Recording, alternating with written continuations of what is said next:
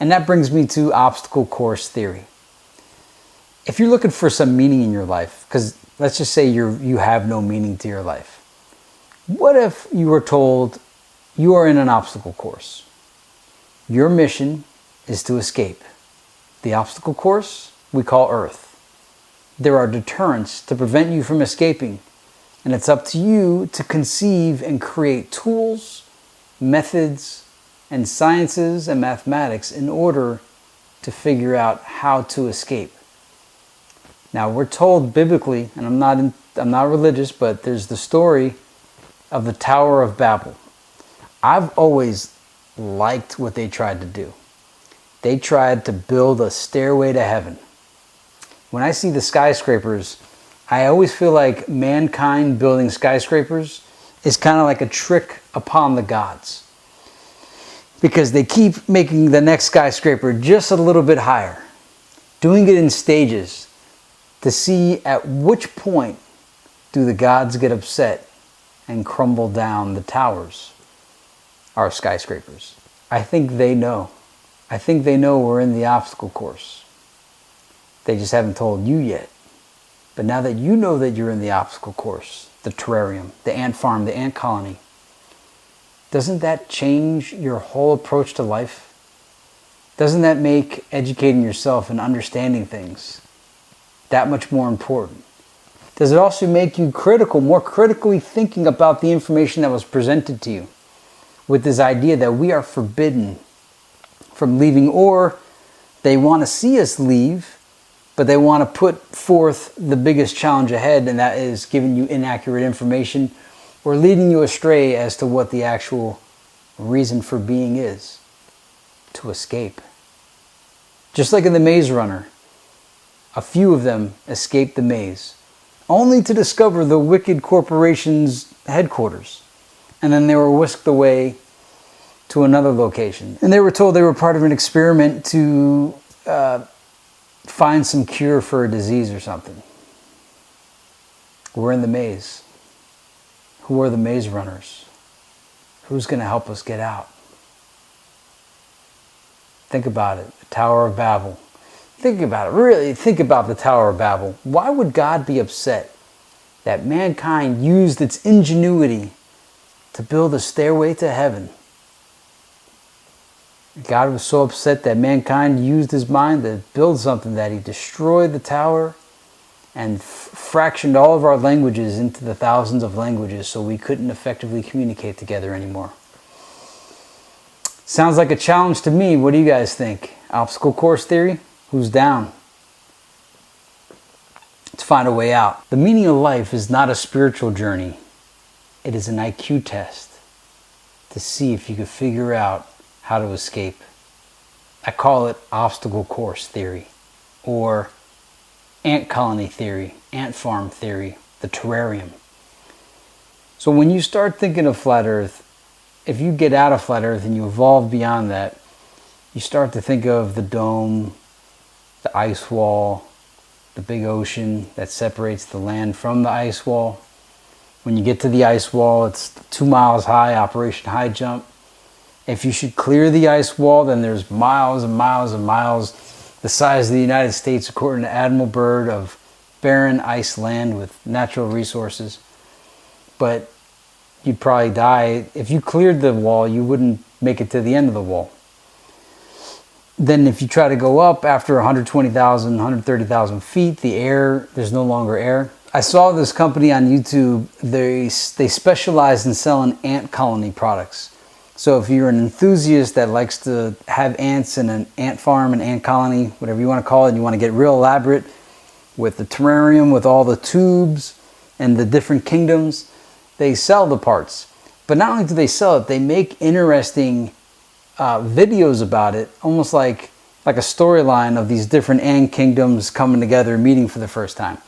And then they also talk about all the deterrents that they use, all the ways to prevent the ants from escaping, and how they pretty much engineer the whole ant colony society for whatever psychological or other experiment that they want to observe with the ants. After watching enough of those videos, you start to ask yourself, am I living in something like that? Now, whether or not, there's different levels to that too. I mean, it could be just societally, whoever's in charge of society, they may be engineering society, most likely. But what if we are in like a Truman Show and there are people that are introduced? I mean, it really seems like this, right? All the division, all the lunacy that happens through the media. And I went to college for mass media, TV production. And one of the lines we used to say in class was, what is our role as the news media? That's what the professor would say. What is our role as the news media? And we would say, our role of the news media is to advance the agenda of the gatekeepers. We really said that. And then the professor would say, and who are the gatekeepers? And we would say, those who set the agenda. It's like this crazy circular reasoning. But there are some gatekeepers out there that use techniques like selective exposure. They expose us to certain ideas but not other ideas. Status conferral to advance various political agendas. So we are always, and not only that, there's special interest groups. There's all types of groups that are trying to influence at least our mind. But what about our physical reality? The roads. We only travel on the roads. We rarely or seldomly go off-road. There's no longer independent trailblazers. And when I say trailblazers, I literally mean trailblazers. The maps we have may be inaccurate, intentionally inaccurate, with, not showing additional lands that may or may not exist. There's a whole lot of ways we are probably being manipulated. Now, I don't know about you, but I've always felt metaphorically what Homer Simpson said in the Hungry Are the Damned episode of The Simpsons Treehouse of Horror, when he finds out that they were trying to cook the Simpsons, make them fat so they could eat them. He goes, nobody eats the Simpsons. And he was kind of offended that they were being manipulated. I'm the same way. It's like, hey, just let me know what's going on.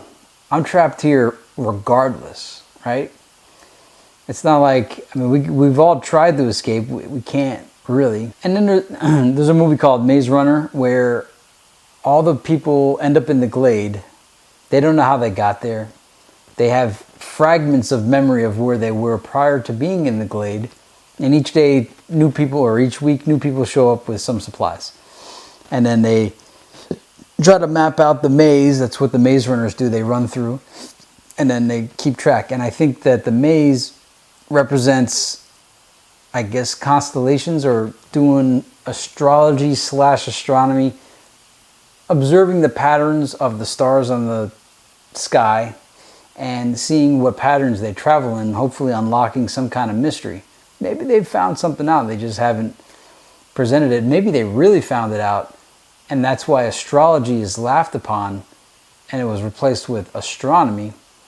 Just like alchemy was replaced with chemistry. What did the alchemists actually know? Just like magic was replaced and religion was replaced with science. There were a bunch of fields that just had slightly modified names, and I believe it's to conceal information instead of reveal. Like, do you ever notice with Mars, they always point out that don't even try going to Mars because there's no breathable air there. It's uninhabitable. They always tell you these other planets are uninhabitable, don't even try to get there. Think of all the deterrents they have to prevent us from escaping. You have the gigantic ocean. Well, actually, just to get to the ocean, there's all kinds of ferocious creatures and cliffs you could fall off and things you could injure yourself with, along with the animals and whatnot. If you should make it to the ocean's this gigantic barrier with other ferocious and frightening creatures inside, whirlpools, you could drown, you could run out of food, it's salt water, you could only drink fresh water. And then, which also brings me to Jurassic Park. When I read Jurassic Park, I don't know if this is in the movie, but they point out that all the dinosaurs, and I know dinosaurs may or may not exist, but the dinosaurs in Jurassic Park, the book, were all made to be lysine dependent. And I was like, wow, they actually bred these dinosaurs to be dependent, so if they should escape, they would die off without the lysine. Although they did find a way in The Lost World, the book. They would eat like cornfields and whatnot. But I thought about it at the time. I was like, wow, humans were dependent on air, we're dependent on nutrition, various nutrition like vitamins and minerals. We're dependent on water, dependent on sunlight, dependent on shelter, dependent on affection. So that gave me this thought. Now back to this story. And again, this is a shout out to the flat earthers, because a lot of people laugh at or hate the flat earthers. They get this idea and they're all trying to they think there's a big ice wall in Antarctica that surrounds the whole planet. Whatever. If it sounds crazy, why don't you just investigate it? Look into it, because this plays into obstacle course theory. So if you should pass the whole entire ocean with all the creatures in it, the salt water, everything against you, you then get to the Antarctic ice wall, 2 miles high, Operation High Jump, Admiral Byrd. If you should clear the ice wall, then there's miles and miles and miles of ice, no gas stations, no restaurants, nothing, just ice. You're probably going to starve to death or run out of oxygen because the air is really thin. If you tried to go up to get out, the deterrent is after 120, 130,000 feet, there's no more air. Plus, you have what we call gravity, and the flat earthers would say buoyancy and density. You have this force of some form acting upon you at all times to keep you on the ground. If you tried to go down, you're then met with the mantle, which is impenetrable to this date. If you try to go into the bottom of the ocean, there's air pressure.